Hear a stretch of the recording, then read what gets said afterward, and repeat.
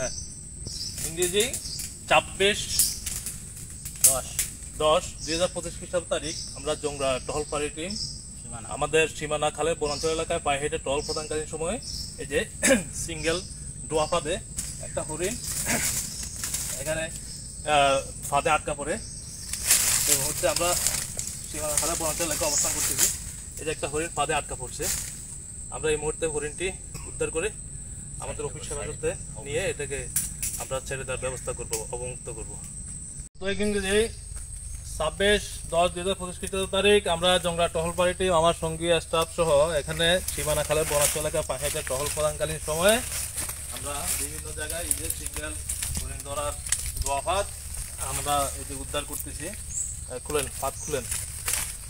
ওইদিকে আরো ফাঁদ আছে, ওইদিকে আরো ফাঁদ আছে, ওগুলো দেখাও।